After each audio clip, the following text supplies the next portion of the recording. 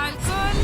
معكم ساندرا سولومون من تورونتو في قلب داون تاون تورونتو بأونتاريو كندا. حابة أقول رسالة للشعب العظيم، شعب كردستان اللي قريب كتير على قلبي وكتير دائما بصلي لهم إنه يا رب يجتمعوا كلياتهم. دولة كردستان العظيمة، دولة كردستان القوية اللي ما بتنهز أبداً. سلام الرب يملأكم. أنا بنصلي دائما إنه كردستان تتجمع وبدون أي استفسار. كلامي ورسالتي لقادة كردستان ولشعب كردستان العظيم، اتوحدوا وخلي ايدكم وحدة وخلي قلبكم واحد. دولة كردستان الوحيدة اللي جمعت الكل وجمعت الناس بجميع طوائفهم بجميع دياناتهم وبجميع مذاهبهم وأطيافهم على كلمة واحدة وعلى شيء واحد اللي هو العدل والسلام والمحبة. خلينا مستمرين بهذا الشيء وخلينا متوحدين على طول، ودولة كردستان العظيمة على طول رح تضل عظيمة، ودولة إسرائيل معانا ومعاكم جميعا، ودولة إسرائيل العظيمة كمان متوحدين مع بعض مع دولة كردستان على شيء واحد.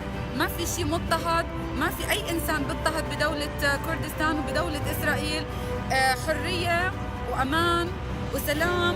المرأة محفوظ حقوقها، الطفل محفوظ حقوقه، الإنسان محفوظ حقوقه قبل كل شيء، لأنه هذا اللي بهمنا، الإنسانية والوحدة على قلب واحد وضمير واحد وبفكر واحد وبإيد واحدة.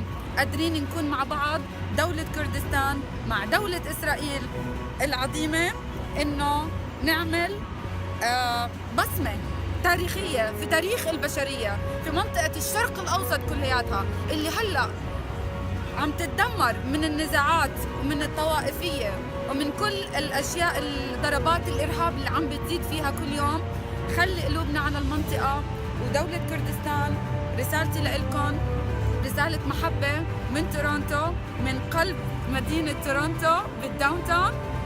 ربنا يبارككم ومع بعض، وأتمنى إني أزوركم في يوم من الأيام ونغني مع بعض وندمج مع بعض في أرض كردستان، وأدوق الأكل الكردي الحلو وأتسلم على الشعب.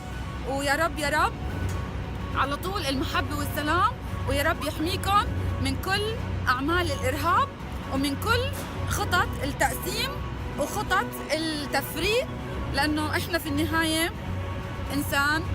هذا اللي بيهمنا أكتر شيء، الإنسانية بغض النظر شو ديانتك وشو طائفتك وشو أنت. هذا الشيء ما رح يصير. إحنا متوحدين باسم الإنسانية. آمين، والرب معاكم.